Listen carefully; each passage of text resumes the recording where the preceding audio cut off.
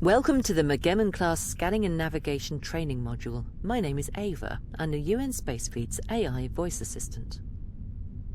In this module, we will review the correct procedure for identifying targets of interest, and then navigating the ship to the desired location. To begin, proceed to the ship's bridge. I have placed a waypoint on your HUD to help you find your way.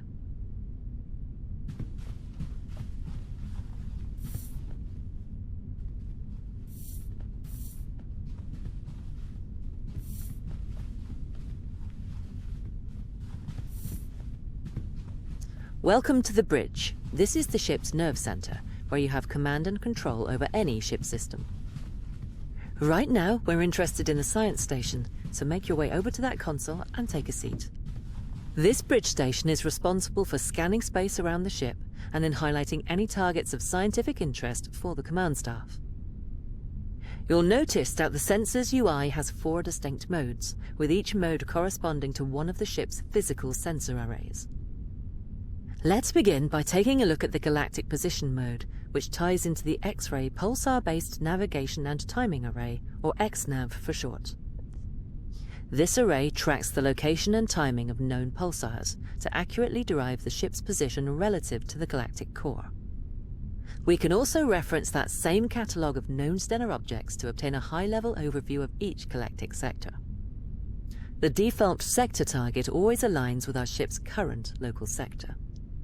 However, by using the controls below, we can actually target any sector of space, anywhere in the galaxy, or even beyond. Go ahead and press the Target Select button to switch from our local sector to a manually targeted one. You'll notice that the sector information has now updated to reflect the change of sector target. While this is only a high-level overview of a given sector, the data can still be useful when deciding where to explore next. And then finally, we have some simple display controls for refining your view of the galactic map. Have a go at targeting a few different sectors yourself, and then press the long range button when you're ready to continue.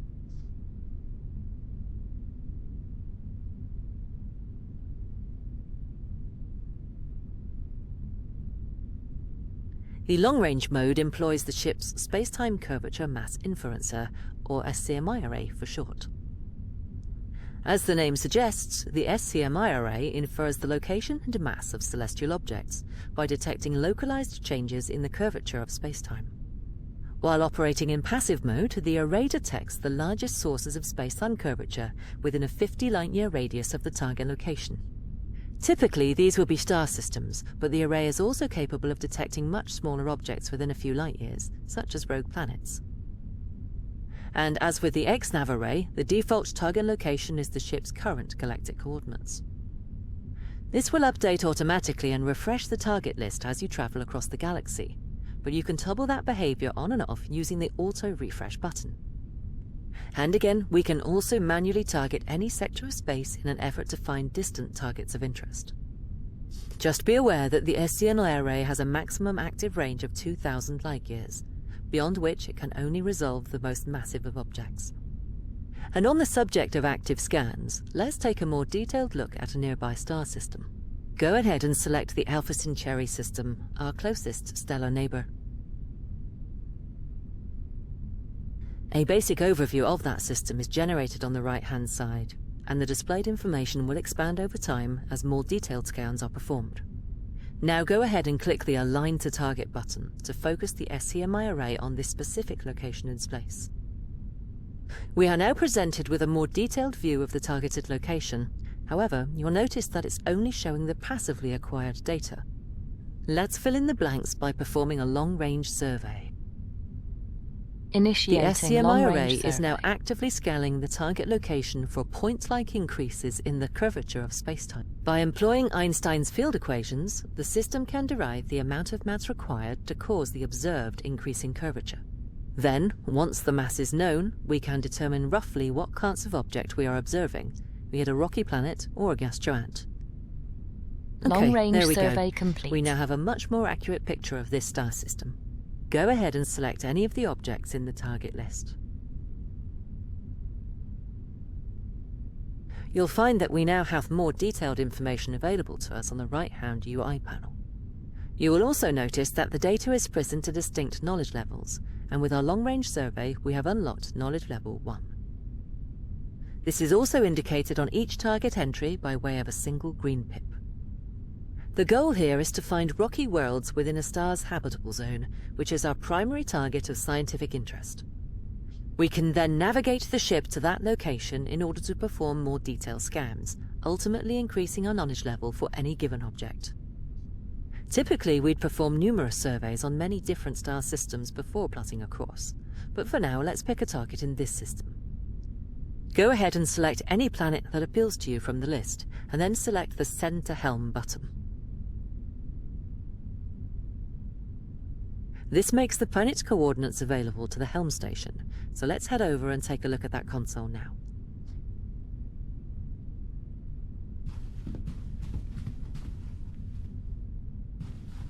We'll begin by taking a quick look at the various screens available to the Helm. The left-hand display is dedicated to navigation and shows both the ship's current galactic position along with its target estimation coordinates. The central display deals with the flight controls themselves, including the FTL system, sublight engines, and the reaction control thrusters. The right-hand screen features the autopilot controls, toggles for the 3D target indicators, and the ship's navigation lights. OK, let's retrieve the target information from the sensors by pressing the Use Sensor Target button on the navigation panel. Your target's coordinates should now be displayed in this box, which represents your current nav target. The galactic coordinates represent the target's position in the galaxy to the nearest whole light year. The coordinates are relative to the center of our galaxy, the supermassive black hole known as Sagittarius A star. The local coordinates represent the target's position within a star system. The coordinates are relative to the system's center of gravity, which is usually a star or the barycenter in multi-star systems. While it is possible to fly the ship manually to any location in the galaxy, let's engage the autopilot for now so that I can take care of that for you. Go ahead and press the highlighting button on the right-hand screen. The ship will now automatically turn to face the current nav target, but you will need to manually engage the FTL system in order for us to get underway. You may now engage the FTL system when you are ready.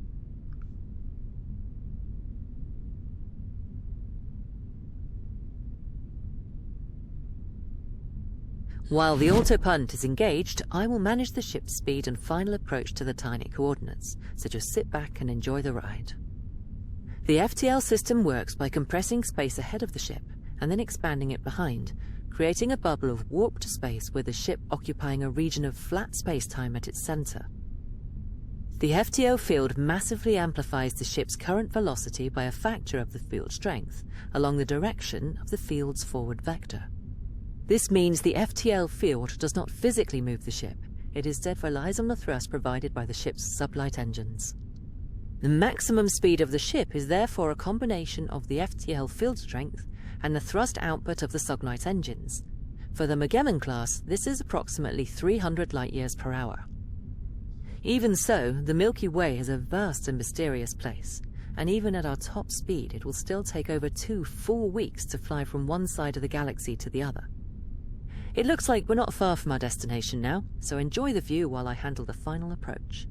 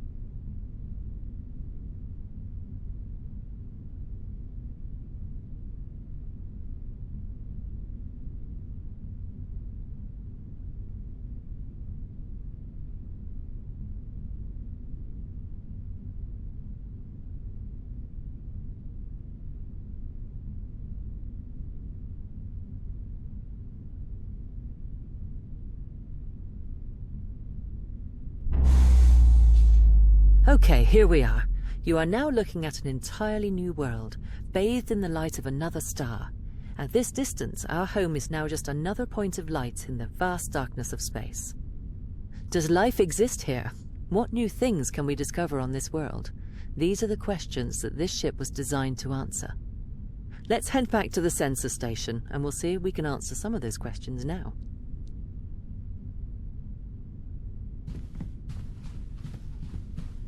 With our ship having arrived at our target star system, we can now employ the medium-range sensors to broaden our general knowledge of this location.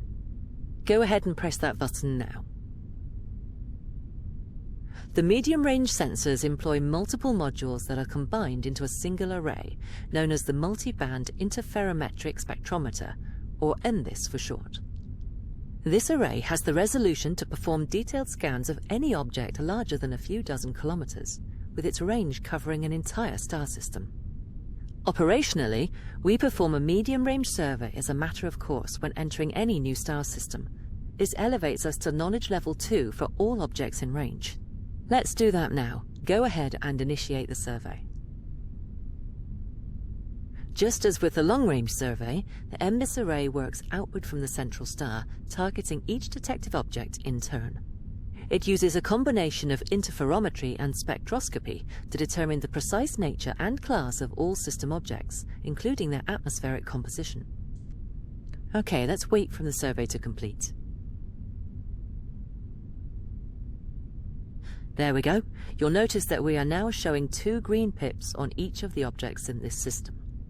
And on the right-hand side, you'll find that we have now generated the knowledge level 2 data. At this point, we've performed enough analysis to determine the true nature of each planet, and more importantly, whether or not we've discovered an Earth analog. But what about life, or signs of civilization, past or present? For that, we're going to need a short-range scan. Go ahead and switch to the short-range mode. The short-range sensors employ the synthetic aperture terahertz imaging radar, or the SATIA array for short. This device fields a high-resolution Vloxenized tomographic image of its target, and then performs detailed spectral analysis on each individual data point. With this technology, we can determine the presence of life, identify artificial structures, and even conduct metallurgical analysis. Let's perform a scan of this planet now and see what details we can reveal. Begin by highlighting the planet in the target listing. And now initiate the short-range scan.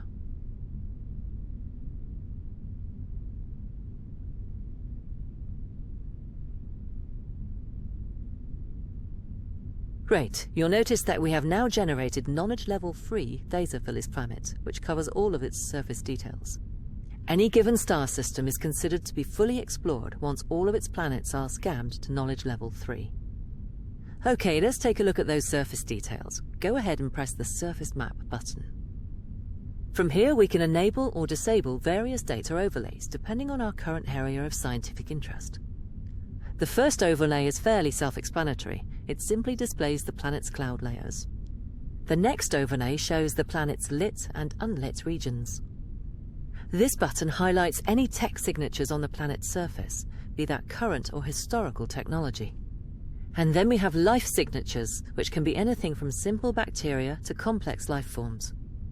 You are now armed with the knowledge and skill required to head out into the unknown depths of our galaxy, to conduct scientific research and discover its mysteries. This ship and her crew are tasked with exploring distant worlds, seeking out new life in all of its diversity, and making peaceful first contact with any intelligent species that we might encounter along the way. This concludes the Scanning and Navigation Training module. You are free to continue exploring if you wish, but please be aware that your progress will not be saved. Thank you, and goodbye.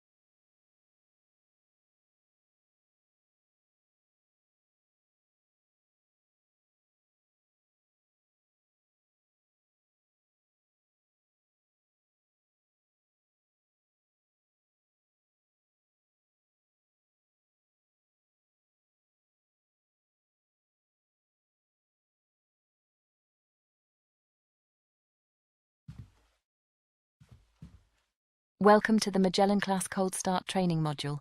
My name is Ava. I'm the UN Space Fleet's AI voice assistant. In this module, we will review the correct procedure for starting up the ship's fusion reactor and then supplying power to the vessel.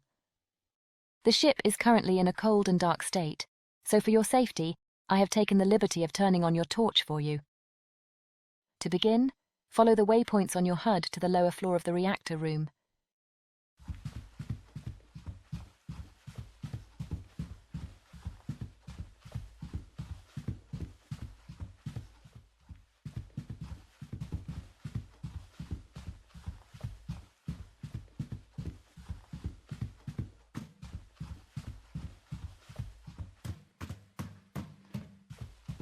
As you can see, the reactor is offline, and none of the ship's systems are powered. Our first task is to provide power to the engineering decks, so let's make our way to the start capacitor's room. Follow the waypoints on your HUD to the startup distributor.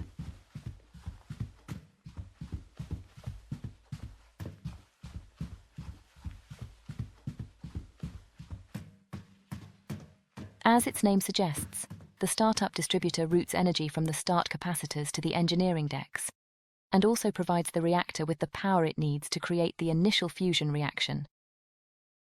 You'll notice the device is already powered because the start capacitors are fully charged. Let's go ahead and get some lights on by connecting all of the breakers.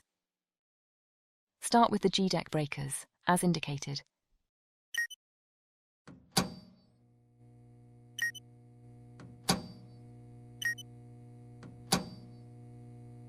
And now the F-deck breakers.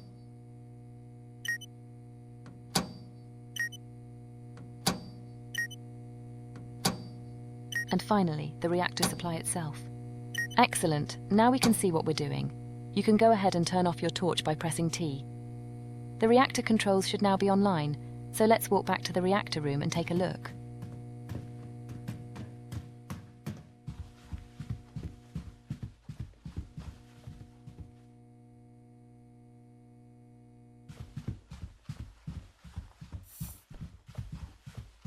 This console displays the reactor's vital information and provides you with full control over the reactor and its subsystems. On the left-hand side, we have the coolant section, which shows the liquid helium coolant flow and the condition of the magnetic field coils. On the right-hand side, we have the electrical section, which shows the reactor's main electrical bus, along with its input and output feeds. In the center, we have the reactor's main display, where we can control the fusion reaction itself. As you can see from all of these alarms, it would be impossible to initiate a stable fusion reaction under the current conditions, so let's fix that. The first thing we need to do is supply power to the reactor's internal bus, so go ahead and switch the reactor to startup mode by pressing the indicated button. Great! Now that the reactor has power, we can activate the vacuum pump to start purging the confinement chamber.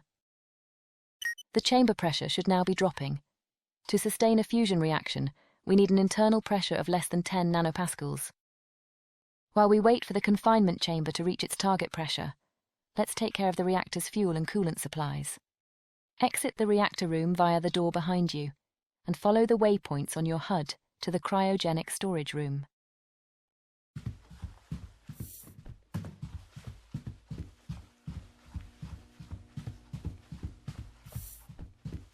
These storage tanks hold all of the cryogenic fluids that are used to both fuel and cool the reactor. All 4 tanks are currently empty, so our first task is to begin the filling process. Let's start with the helium coolant. Head behind the storage tanks to access the helium cryocooler. The cryocoolers use a process called magnetic refrigeration to convert gas into a cryogenic fluid, before pumping it into the connected storage tank. Start up the helium cryocooler now by using the indicated control on its user interface.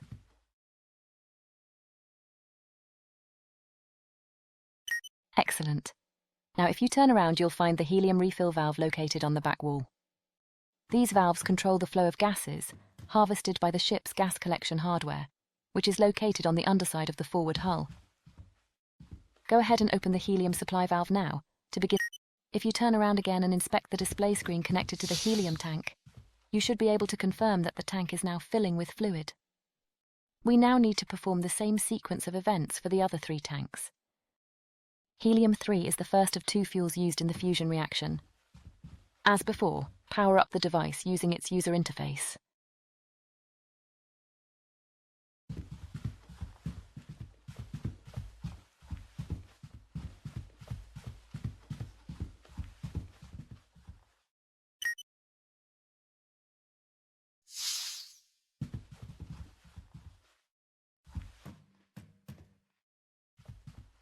And now open the helium-3 refill valve behind you to start filling its associated tank. Next, we need to start filling the 2 deuterium tanks, so let's head over to the other side of the room. Deuterium, also known as heavy hydrogen, is the second of the 2 fusion fuels. We store double the amount of deuterium compared to helium-3 because deuterium also fuels the reactor's neutral beam injectors. As before, turn on the first deuterium cryocooler. And now the first deuterium refill valve behind you. Next, turn on the second deuterium cryocooler. And now the second deuterium refill valve. Okay, perfect. All 4 storage tanks should now be filling with cryogenic fluids. For our next task, we now need to engage the cryopumps in order to start supplying the reactor with everything it needs. Make your way around to the other side of the tanks and locate the deuterium tank outflow valve. Open the deuterium outflow valve to begin supplying fluid to its connected cryopump. Next, power on the pump itself using the button indicated on its user interface. Excellent. That's half of the fuel mix taken care of. Now head over to the helium-3 tank outflow valve so we can complete the fuel supply. As before, begin by opening the helium-3 outflow valve. And now engage the helium-3 cryopump. Perfect. All we have to do now is take care of the coolant flow. Now open the helium outflow valve. And finally, power on the helium cryopump. There we go. The reactor is now being supplied with all the fuel and coolant it needs. Follow the waypoints back to the reactor room, where we have just a few more valves to open.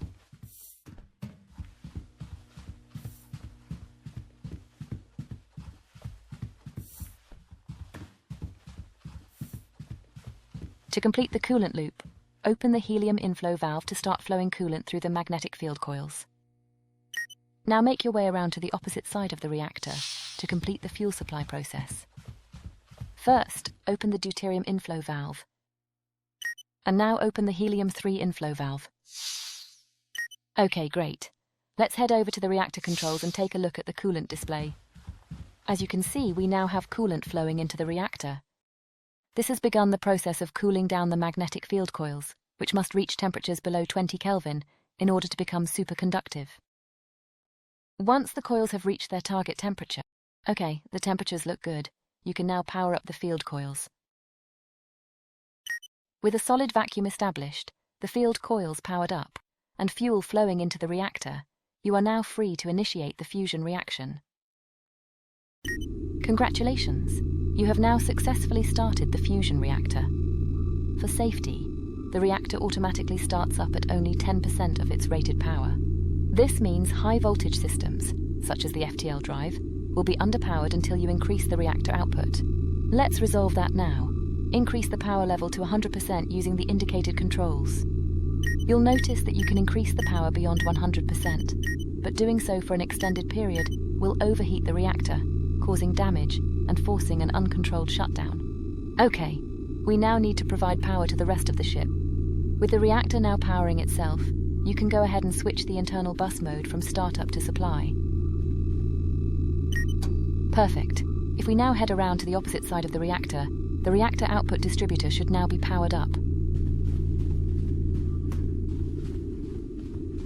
This device distributes the reactor's output to the ship's high-voltage systems, which are in fact the only systems powered directly by the reactor. The rest of the ship is powered by 48 individual battery arrays, which we now need to begin charging using the reactor's output. Go ahead and connect all 5 of the output breakers here.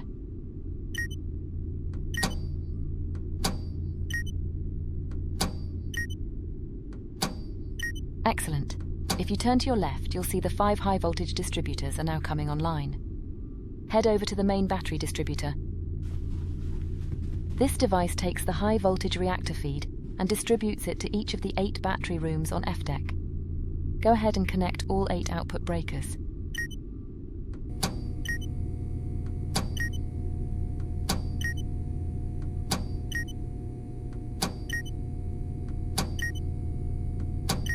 Perfect. The battery arrays should now be charging, but we should perform a visual inspection to make sure. Follow the waypoints on your HUD to port battery room 1.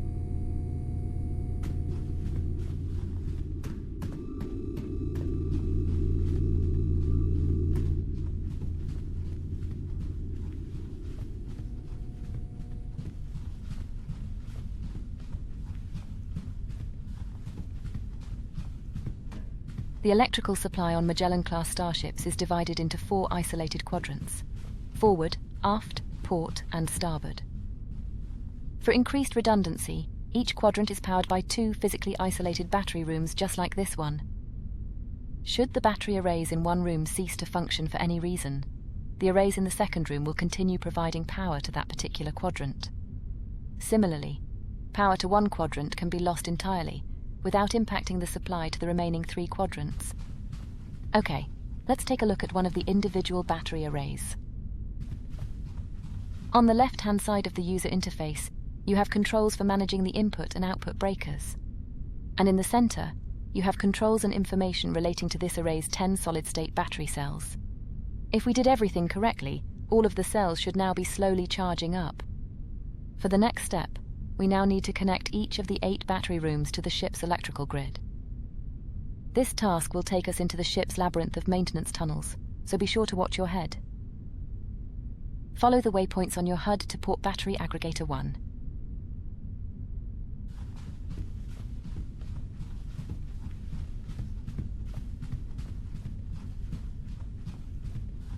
Each battery room has a corresponding battery aggregator, just like this one. These devices perform load balancing and also combine each room's 6 individual battery arrays into a single high-voltage feed. Go ahead and connect the output breaker now, which will connect this set of battery arrays to the ship's electrical grid. Okay, 1 down and 7 more to go. Next, head over to port battery aggregator 2. As before, connect this aggregator's output breaker. That takes care of the port battery rooms. Let's make our way to the forward quadrant next.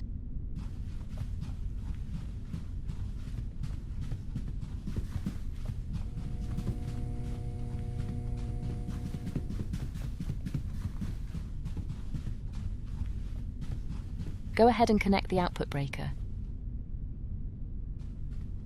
And the same again on forward battery aggregator 2. Okay, onwards to the starboard quadrant.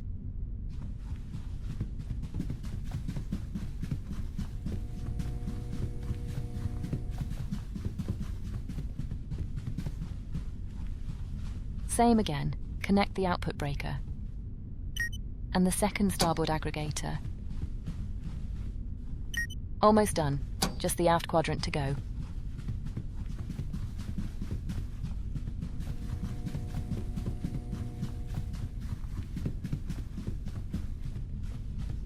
Connect up the first aft aggregator.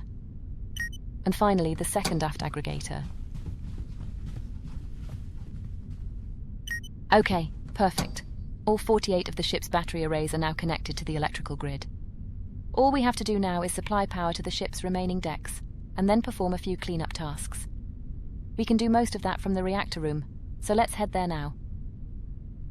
Follow the waypoints on your HUD to the forward deck distributor.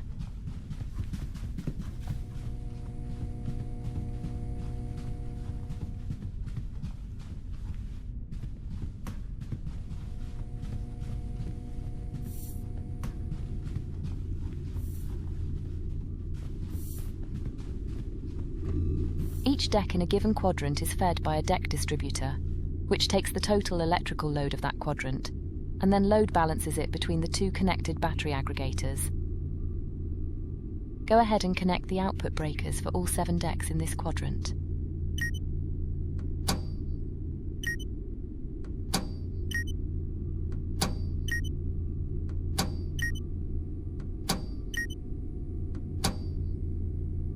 Okay, now head over to the starboard deck distributor and do the same.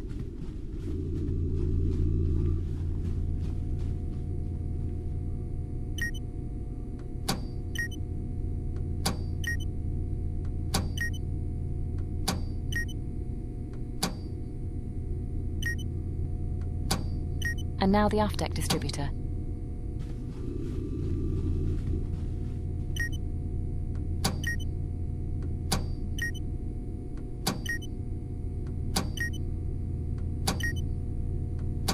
And finally, the port deck distributor.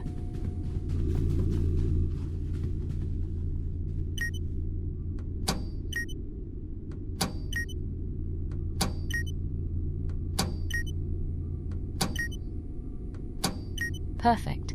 All quadrants on every deck now have power available from the ship's main battery arrays. You'll notice, however, that the ship is still under emergency lighting conditions, because F and G decks are still using the start capacitor's supply. To resolve this, we simply have to switch the 4-quadrant distributors on F and G decks over to the main battery feed. Head over to the G deck forward quadrant distributor. Each deck has 4 of these devices, 1 for each quadrant. They are fed by the corresponding deck distributor. Go ahead and switch this quadrant over to the main battery feed. That's better. Now we can really see what we're doing. Now head over to the starboard quadrant distributor and do the same. And now the aft quadrant distributor. And finally, the port quadrant distributor. That's G deck taken care of. Let's do the same for F deck. Head upstairs to the F deck forward quadrant distributor.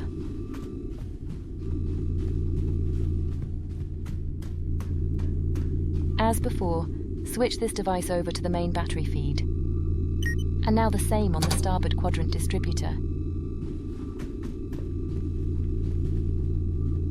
And again on the aft quadrant distributor.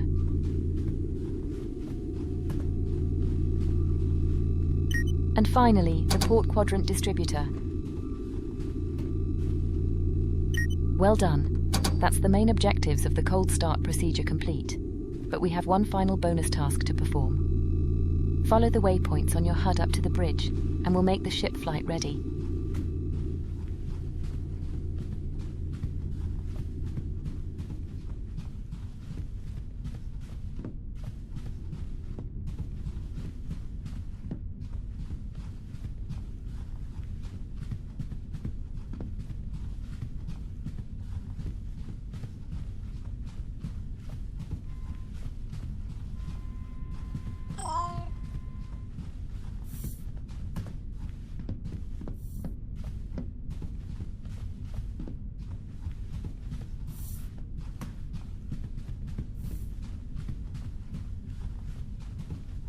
The lights and bridge systems are still turned off, so let's bring everything online.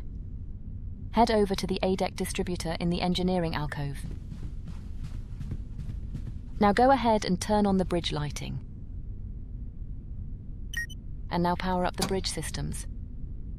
Okay, there we go. You have successfully started the fusion reactor, routed power to all of the ship's decks, and brought the bridge online into a flight-ready state. This concludes the Magellan Class Cold Start training module. Good luck, and I hope you'll join me again in future training modules.